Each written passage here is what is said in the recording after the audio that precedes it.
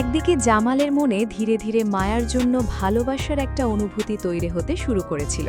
অন্যদিকে ঠিক সেই সময়ই জামাল ৩ দিনের একটা গুরুত্বপূর্ণ সফরের জন্য বাড়ি থেকে বেরিয়ে যায়। সবকিছু তখনও স্বাভাবিকই ছিল, কিন্তু জামাল বুঝতেই পারেনি এই ৩ দিনের মধ্যেই তার জীবনে এত বড় একটা পরিবর্তন অপেক্ষা করছে। গাইজ, জামাল বাড়ি থেকে যাওয়ার পরেই আসল ঘটনাগুলো শুরু হয়। মায়ের ওপর তখন নজর পড়ে যায় বসরুত নাটকের সেই সৎমা আর মরিয়মের। মরিয়ম তো আপনারা সবাই জানেন, সে জামালের ফুফাতো বোন, আর সেই মরিয়মই জামালের সঙ্গে বিয়ে দেওয়ার চেষ্টা চালিয়ে যাচ্ছে। এই কাজে মরিয়ম একা না, তার সঙ্গে আছে জামালের সৎমা। দুজন মিলে মায়ার উপর মানসিকভাবে চাপ সৃষ্টি করতে শুরু করে। দিনে দিনে অত্যাচারের মাত্রা আরও বেড়ে যায়। কিন্তু মায়া এমন একটা মেয়ে যাকে যতই কষ্ট দেওয়া হোক না কেন, সে কখনো কারো বিরুদ্ধে কিছু বলে না। কারণ আমি অভিযোগ করা তো দূরের কথা, সে নিজের কষ্ট কাউকে বুঝতে দেয় না। এমনকি জামাল যাওয়ার আগেও মায়াকে পরিষ্কার করে বলে যায়, মায়া, তোমার উপর যদি কেউ কোনো ধরনের অত্যাচার করে তাহলে আমাকে একবার ফোন করবে, আমি সব কিছু ঠিক করে দেব।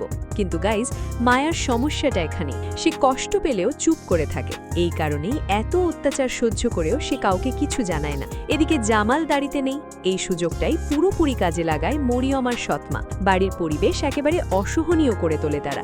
একসময় বাড়ির অন্য সদস্যরাও মায়ার বিরুদ্ধে চলে যায়। অবশেষে মায়া পুরোপুরি অতিষ্ঠ হয়ে পড়ে। তার মনে হয় এই বাড়িতে আর এক মুহূর্ত থাকাও সম্ভব না। তাই কাউকে কিছু না বলেই সে তার মামার বাড়িতে চলে যায়। ঠিক এই সময়ে গাইজ ৩ দিনের সফর শেষ করে বাড়ি ফিরে আসে জামাল। বাড়িতে ঢুকেই সে খেয়াল করে সবকিছু ঠিক আছে, কিন্তু মায়া নেই। এই একটা জিনিসই জামালকে পুরোপুরি ভেঙে দেয়। এই ৩ দিনের মধ্যেই জামাল বুঝে গেছে মায়া তার কাছে শুধু দায়িত্ব নয়, সে মায়াকে সত্যিই হৃদয় থেকে ভালোবাসে। হাজার হলেও গাইজ, মায়াই জামালের বিবাহিত স্ত্রী, আর জামাল এখন যে কোনো মূল্যে মায়াকেই চায়। মায়াকে না দেখে রেগে গিয়ে তার মাকে জিজ্ঞেস করে মায়া কোথায়, কিন্তু তার মা তখন কিছুই বলতে চায় না। অন্যদিকে মরিয়ম তখন সুযোগ বুঝে বলে, ফুপু, ডিভোর্স লাগবে না, আপনি আমাকে জামালের সঙ্গে বিয়ে দিয়ে দিন। কিন্তু জামাল একেবারেই রাজি নয়। সে স্পষ্টভাবে জানিয়ে দেয় মরিয়মকে সে কখনোই বিয়ে করবে না, সে সংসার করবে শুধু তার স্ত্রী মায়াকে নিয়ে।